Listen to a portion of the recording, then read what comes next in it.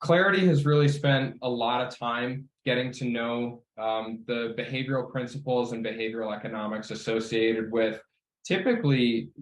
consumer work. And when you walk through a supermarket and you're going to see two different boxes for a Coca-Cola product, and they're going to have a slightly different marketing language on them. And of course, we know why that is, because somebody might respond really well to the way one thing is framed, whereas somebody else might respond really well to peer pressure.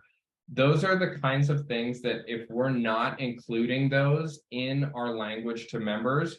and even to take it further, if we're not measuring and understanding our insights based on dropping these out there and seeing what people respond to,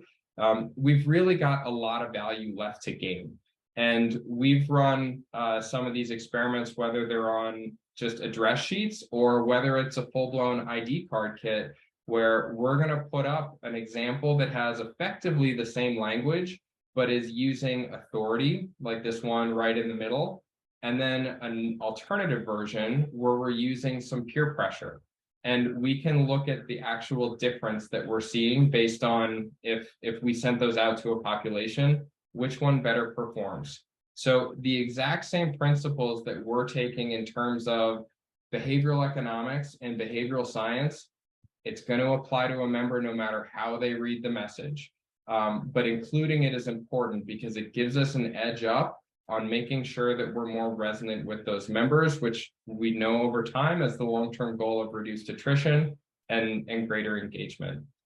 So all of these things, I think it's the difference between looking at those examples I shared and saying, is this really just a graphic design effort, or are we actually digging deeper beneath the surface and we're testing and learning from different behavioral methodologies that we've included? So all of these are ones that we're sort of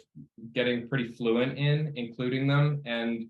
sharing different versions with teams so that they can make a decision based on what feels best. But it is the underlying DNA of what's in the messaging that we provide.